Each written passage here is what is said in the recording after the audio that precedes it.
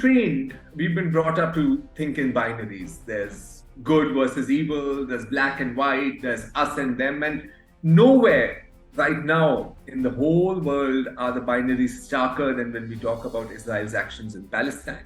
Israel and its many, many very vocal allies would have us believe, in the words of the Israeli Prime Minister himself, that this is a battle between the children of light and the children of darkness, that this is some kind of apocalyptic existential war between Jews and Muslims, and nothing could be further from the truth. When we buy into that kind of binary, when we buy into that kind of narrative, we are in fact buying into the propaganda of the state of Israel. Because what we have seen, the evidence of our eyes, when we remove these blinders that we wear, we see that the evidence of our eyes that in the very same Western capitals that unapologetically stand with Israel and its bombardment of the Palestinians, the people of those very capital in their tens of thousands have come out onto the streets to raise their voices for justice and for the lives of Palestinian children and Palestinian men and Palestinian women. And what prominently we've seen has been the massive outpouring of emotion and activism from the Jewish diaspora. I'm going to specifically right now focus on the American Jewish population. We've seen groups like Jewish Voices for Peace, If Not Now, and many others. They've gone to the White House, they've gone to the Capitol, they've gone to the residence of the President of the United States, on social media, and more importantly on the streets. They are raising their voices, and it's a great honor for me today to be able to speak with one of those activists, Mr. Rafael Shimunov, I hope I'm pronouncing the name correctly, is joining us today. Once again, thank you so much for your time, Rafael. Honestly, thank you, Zarrar. I didn't expect this at all. To see members of the Jewish community, I mean, you know, we've seen certain rabbis protest in the past, but I've never seen anything like this. So very simply, I just want to ask you, how did this happen? How did this come to pass? Well, it happened way earlier, way before any of this current crisis. There was like one of the groups, Jewish Voice for Peace, which you mentioned, has been around for decades doing this kind of work and very much focused on solidarity with Palestinians and following the leadership of Palestinians in the United States and in Palestine. And then the other group, If Not Now, is much more recent and had started in 2014 after another Gaza attack. And that's when I actually joined, like they had recruited me during that time. I saw them doing a Jewish prayer on the streets, and I saw them doing something different. They weren't just praying for the dead who were Israelis, but also Palestinians. And it was one of the most powerful moments of my life, and since then I had not stopped working with both those groups and many others. Okay, we'll come to your personal journey as well, but first I want to just ask, I mean, you know, when we think traditionally of Jewish organizations in the United States, well, the Anti-Defamation League comes to mind, AIPAC comes to mind, and, you know, I don't know, I've been seeing a bit of panic in their messaging. What is the rise of groups like this? I mean, we know that you and these activists have been pilloried as, you know, self-hating Jews. There's a lot of criticism coming your way. Yeah, I know the link. There's a lot of criticism coming your way, and so on and so forth. How much of a threat is this to, say, the established, the traditional Jewish American groups like this are rising, and especially given the amount of young people that are joining these movements, such as yourself? Yeah, it is very much a threat. We see in local elections them pouring unholy numbers of money opposition candidates, even to the point where they don't care their positions on other issues. So they could be the people who stormed the Capitol, they could be the people who took away abortion access from their own children, and yet, or their own kids, and spouses, and yet they're funding anyone just on this single issue in a very big panic. They're spending a lot of money smearing people, attacking people. I'm put in like lists where it says self-hating or anti-Semitic Jew, and then they actually show the evidence, and there's nothing there other than standing for basic human rights.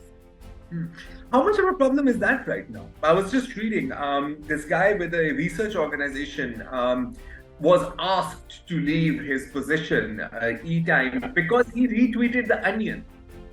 I mean, a satire website. And I mean, this is one example. There's countless. I mean, it's almost like McCarthy's blacklist is back in play. So, how much of a factor is that in the minds? And I'm just like now focusing purely on like say the Jewish activists.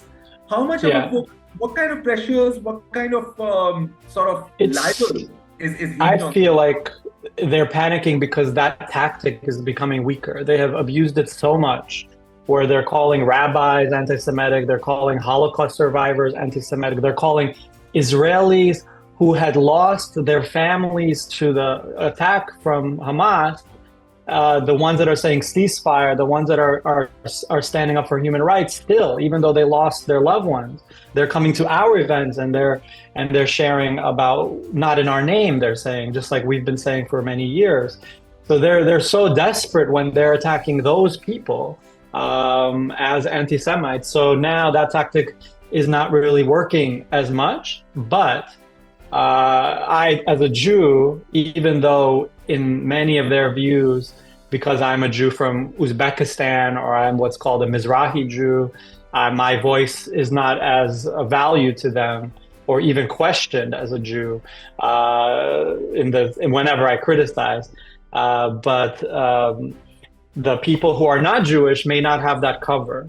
And more and more people are getting bold. Even Joe Biden's staff has written a letter internally. Even the Capitol staff of Congress has written, hundreds of staffers have written letters. People are resigning as well as being fired in support and solidarity. So as the powerful people get weaker, they become more desperate, and they're going to do very horrendous things coming up. Yeah. That's why I'm leading now. Like, let's just zoom out and talk about the American political establishment right now. I mean, there's no doubt that obviously the entire administration, top down, stands with Israel at this point in time. We only have to look at Joe Biden's statements and so on and so forth. But at the same time, and this is an incomplete list, there's at least 16 members of Congress calling for a ceasefire, right? Yeah. Now, politicians aren't a breed necessarily known for their courage. So with the silent ones, with the ones who are sort of going along with the established narrative, how many of them do you think are simply waiting for some kind of a mass movement that they can then use to justify the stance that is already in my mind? I mean, how long, we can say that the tide is turning, but how long do you think before it actually reaches the corridors of power? I wish in my country that there was an equal relationship between public demand and our law. But we've done studies and studies of it, and there's almost no relationship to the laws passed and the policies supported based on the public opinion. There's almost no relationship at all. So I don't know if I live really in a democracy, but I ask that question myself. But that's a whole other topic. Yeah. One thing that does work for those middle politicians in the middle who are on the fence is the threats of losing their position. Many of these elected officials are unqualified to do anything other than the position they have. They have become so comfortable and so pampered in these positions that they sort of call it in. And if you're able to create a groundswell, a movement under them, you could change policy. Like our first action was against Chuck Schumer, who's the leader of the Democrats in the Senate, the most powerful body of representatives. And we have changed his mind in the past. When Trump was elected, we brought 4,000 people, mothers and strollers, every type of person you imagine, to his house in front of his home, because he kept approving all of Trump's foreign policy cabinet members, back to back to back, thinking that he's currying favor with Trump. and that somehow we can cash in on that for good things. And we reminded him that that has never worked in history, and he immediately stopped after that. And there is ways to put pressure. There are ways to put pressure on them, but it's people versus billions and billions of dollars. People versus billions of dollars. Now, you talked about the Democrats, and talking about Trump. We've got elections coming up fairly soon in the United States, and granted that American Muslims are about around 1% of the population. I'm not sure what percentage of the electorate, voting population. So that may cost Biden, do you think, in say swing states like Michigan? Overall. Absolutely. Yeah, you think so? You want to expand? Absolutely. On that? Absolutely. People, it's one thing to use our tax money and our prestige, so-called prestige in the world, influence in the world, to bomb people we don't want to be bombed. It's another thing to tell a Palestinian, Muslim, or Arab family in America that we're going to use their money, which, they sacrifice time with their kids, they live in a smaller place than they wanted, or they skip this vacation, or they skip this meal so they can give this money to taxes, and then that's going to bomb their own families. There's no way to even, I'm born and bred to tell people to vote. I will shame people. I would push people to the poll to vote. But there is no way I can ever go up to a Palestinian person and tell them to vote for Joe Biden or Trump is going to win. There is no way I'm going to tell them to vote for someone who is enabling what cannot be described anything else than a genocide. Overall, do you think this is going to become an election issue? Say for yourself, say for the organizations that you're working with? I mean, I'm talking outside the Muslim American. Oh, absolutely. I have co-founded a group in New York called the Jewish Vote. And what we do is in New York, at least, we work in opposition to AIPAC, to the right-wing establishment electoral apparatus. And we had we had a lot of success. One of our first successes was Jamal Bowman, who's a very prolific Congress member who replaced the most powerful Jewish hawk that held high positions across decision-making around war and weapons and all these things. And Eliot Engel, and he was very much, not Eliot Engel, but he was very much and very protected. It was surprising because there was a large Jewish community there, conservative Jewish community.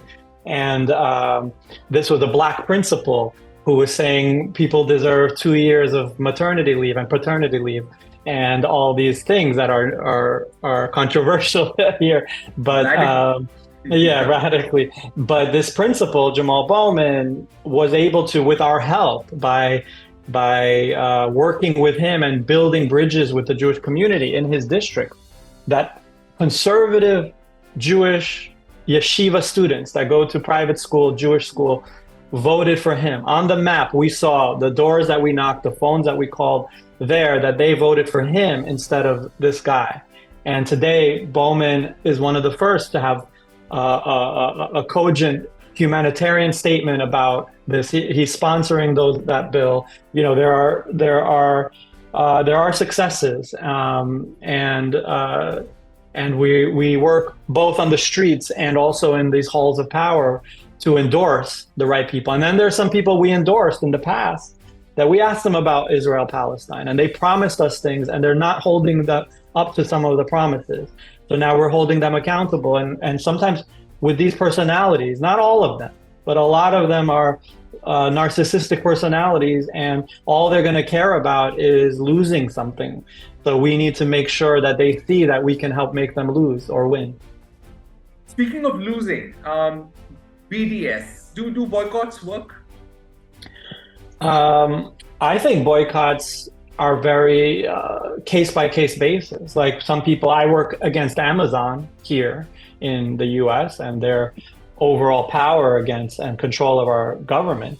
But people say you want to boycott Amazon and it's impossible. Like right now we're in a channel that their data servers push. Like there's no way, hospitals are on those data centers. There's really no way to boycott, but there are things to boycott. And I don't think the Israeli government would be spending so much time against BDS if it wasn't a threat. We've seen it even work culturally, where people like Lana Del Rey, when we put pressure on her, would cancel a show. And very little artists really immediately these days say yes to an invite to Israel in solidarity with Palestinians, or at the very least they ask, can I also perform for Palestinians? And then when they're told they're not allowed to by Israel, then they kind of get a quick lesson on BDS. Yeah. And BDS very much here is vilified, but at the end, if anyone actually reads it, it's actually not a very controversial demand. It's one person, one vote. There's nothing cleaner than that demand in the world.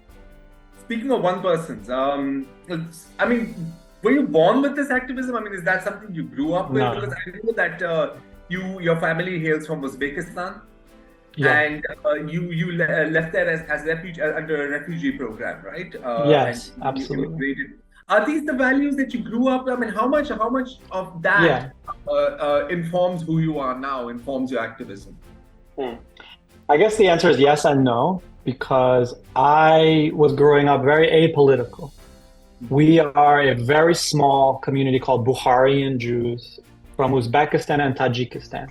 I was from Samarkand, which is a very beautiful. I actually recently visited, and it's remarkable. Everyone should go visit. But so because we were a very, very small minority in a very large country dominated by the Soviet Union at the time, occupied by the Soviet Union, and also very much Sunni Muslim, right? Like Uzbek, Tatar, Tajik, everything. It was a melting pot as well. It's very much like New York City. And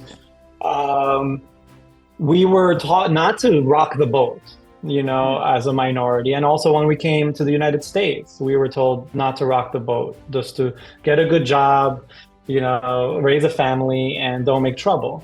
But they also taught me, my parents and my community, in particular, I'm not Ashkenazi, I'm not from Europe, but in particular, the Ashkenazi American Jewish community was very, very mumuch invested in human rights, like unwaveringly, there's a study that shows that because as Jews, they came to the United States very poor, mostly.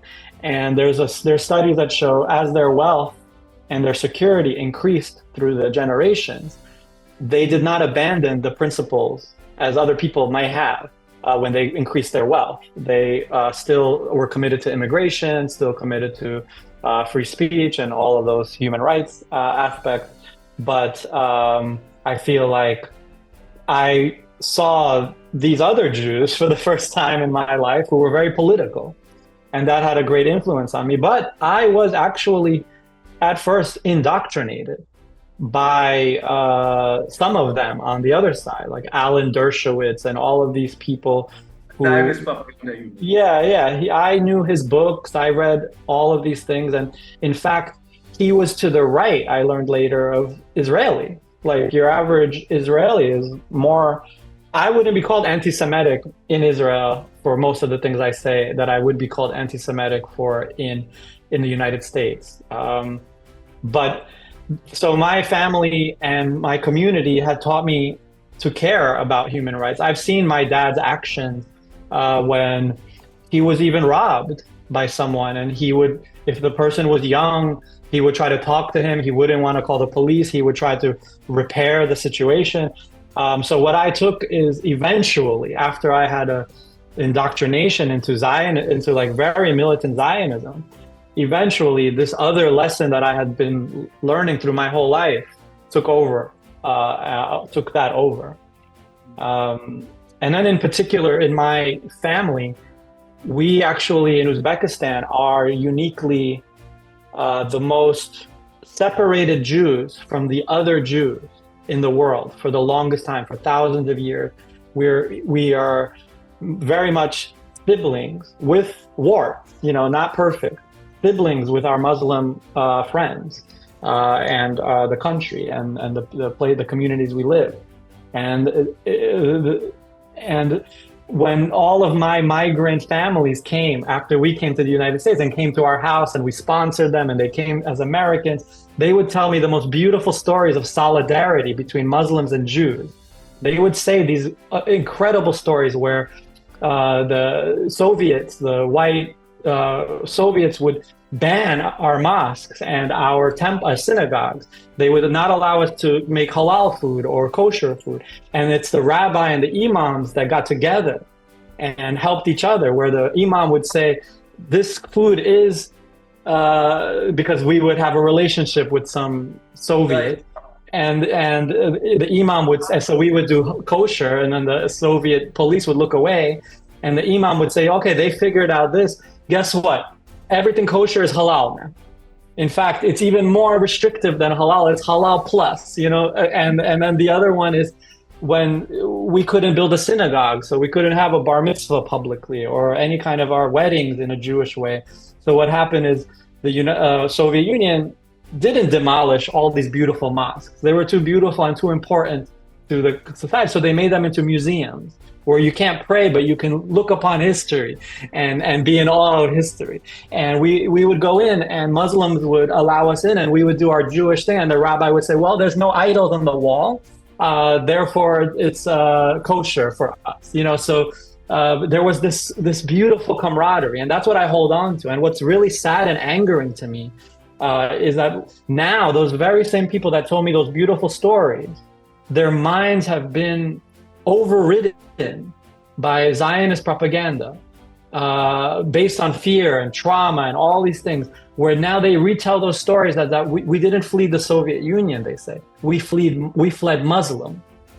And to me, that's just like the rewriting of our own history, to me, is so offensive and so angry. It makes me so angry that people want to throw away this example that it could work, that it does work, that it worked for thousands of years with faults, depending on which king we had, it was bad for the Jews, and then depending on which king we had, it was good for the Jews. But yeah, see, that's something that, I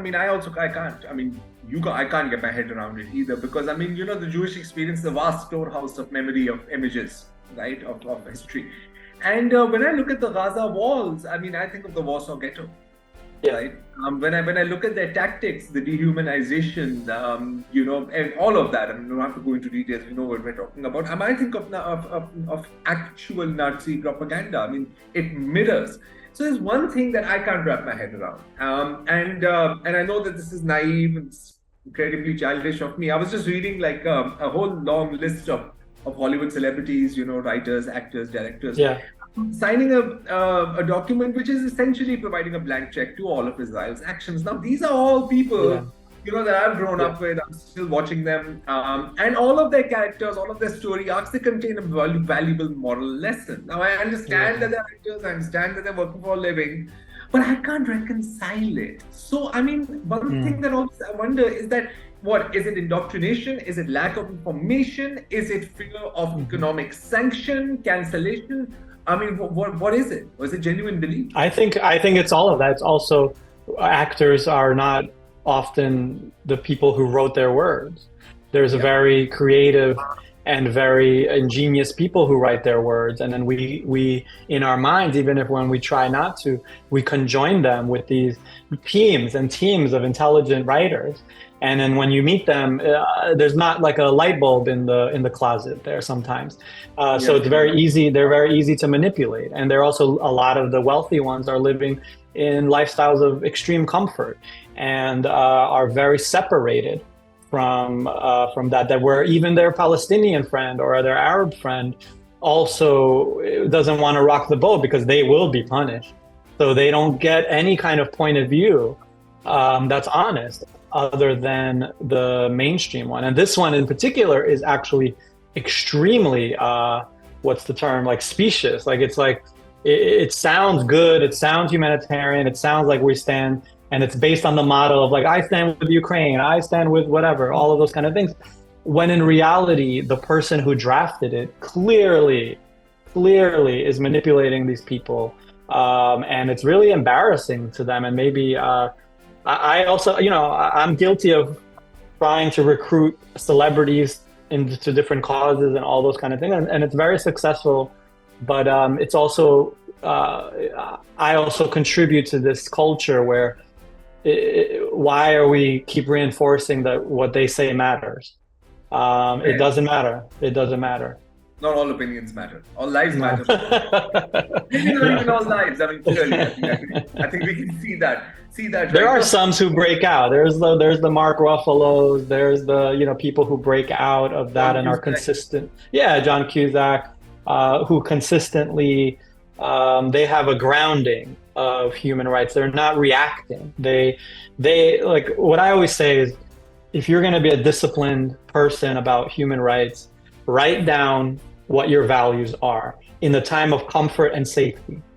And then when in a time of doubt and fear, that's going to be your guide of who you are. Don't define it in the middle of fear, in the middle of pain and this. And a lot of these people, they don't have that definition of who they are. You're a better man than I am, Speaking of manipulation, you've been tweeting a lot. I was, obviously stalking your timeline for some time now. You've been tweeting a lot about the Christian right, the Christian evangelical right, and I'm also guilty of sometimes going down the incredibly warped rabbit hole of like right-wing evangelical television, radio, conservative TV, so on and so forth. And you were like that they're just like ecstatic at what's happening. So can you tell us tell like our own audience here who may not know a lot about this, we know about other kinds of extremism. What's the deal with that? I mean, is this an end-time thing? Yeah. So yeah, I was thinking about it a lot because I happened to be driving after recovering from all of these actions that we took, and on the radio, accidentally, I don't know how, but there was this Christian radio, and they were joyful. They were in glee. Every voice, no matter which side, you could go on, even the right-wing radio, even anybody, everyone sounds so gloomy and tired and upset. And this, I was like, who are these very happy people right now? What are they celebrating? And they are celebrating what they see as a prophecy. The end times prophecy. And you've done a show on this, and people should probably check that out. I'm going to check it out. But what their belief is that Jews are required to all return to Israel, our ancient homeland, which is also, not all of our ancient homeland, but some of ours, and to return there and die in wars and have the whole world against us, so that it triggers the return of God, their God. And it's completely bonkers. And there are very powerful people in power, including Joe Biden, very close people to Joe Biden that you mentioned once to me. And also the culturally, and in fact, more money is raised, like significantly more money is raised. And there are tens of thousands more Christian Zionists in the country, in the US, than Jewish. If Israel was given the choice between money and support from Jewish Zionists versus Christian Zionists, they would choose Christian Zionists, just because mathematically that's the decision you have to make. That's how powerful this group is. In fact, the mainstream narrative is that there was the Balfour Declaration, all these things in the British society, and there was this guilt, this terrible guilt for Jews, poor Jews. We need to give them a safe haven. And to be honest, Britain at the time was one of the most anti-Semitic countries in the world. And why would they gift an entire country to these Jews that they hate? Why would they even do that? And the answer is that they also were influenced by Christian Zionists. And even the militias, the Jewish militias who went to Palestine and did horrible acts to both maybe a rightful target, British occupiers of Palestine, but also Arabs and Palestinians and Bedouin and all these people. And it was vicious. It was very much similar to how they're so upset about how Hamas, horribly murdered these people north of Gaza. But these groups, they didn't face accountability those leaders of those terror groups became prime ministers of Israel. Like, I'm not exaggerating. And those soldiers became absorbed into the IDF. So this long arc history, that group was trained by Christian Zionists in Europe as a response. And it's so understandable too. It's if you are attacked and half of our people are killed, and we were at the height of success in Germany at the time and across many parts of Europe, and to watch that our privilege, which we have very much have in America and around the world, we have a lot of us, especially white Jews, have a lot of privilege. But that privilege can be switched off at any moment. We know, we look at the Proud Boys, we look at these groups and Trump and stuff. We know that overnight, one day, our privilege can be gone. And where do we go? So there has to be also compassion to these feelings that people have, this fear of where is home when they go after us again. And if we don't operate in our discussions, even as I vehemently oppose Israeli policies and solutions, for the people on all sides, for the human beings, we all have to have this compassion for the people who are living in a fear, but also hold them accountable to how they're putting their own feeling above people being bombed right now. Like, it is okay that you feel that way. Dear fellow Jews, it's okay for you to feel that way. It's valid. It's historically accurate. We should talk about it. But to put yourself in the middle, in the top right now, while children are cowering in Gaza from bombs, is so against the values of everything we believe in. Fair enough. Speaking of belief, we just got time for one last question, then we'll let you go. Thank you so much once again. You know, where I'm here in Pakistan, it's a predominantly Muslim country, obviously you know that. And at least, like, I'm hoping a few thousand of us are going to watch this, you know. But in case it goes beyond that, slightly touchy-feely question, but what would be your message generally to the Muslim world, which is looking on with horror and an increasing amount of rage, however impotent that is?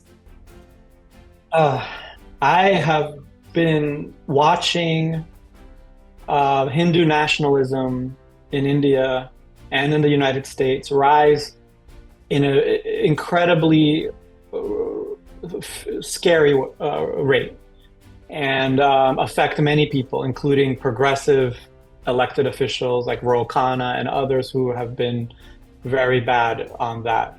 And I have watched Muslim friends react to that and Pakistani friends react to that. And we are both watching Jews and Pakistani and other Muslims from South Asia and Asia, Central Asia, and watching the coalition being built between the Hindu nationalists and the Israeli nationalists. And also with other nationalists in the world, like white nationalists, which to me is so scary. It's amazing. Yeah, it is both scary that all of these people are uniting, but as they unite, so do we. So I think we should, my message to people in Pakistan and everywhere is we need to unite. We have the majority. They have everything. They have the weapons, the money, the things. We have the people that run all those things. The biggest threat to them is us being apart. So we must adopt an idea of radical solidarity, that even with imperfect partners, even with things, we have to stay together. And that's why they're attacking it. That's why they're trying to separate us, even community, but also in a larger global South community and economic community and all those things. We can win. And the key to us winning, all of us, is together. So that's really my message. Rafael, for your time. Hope you guys enjoyed watching it. I had a great time and would love to speak with you again. Thank you so much. Me too. I love it. Thank you so much.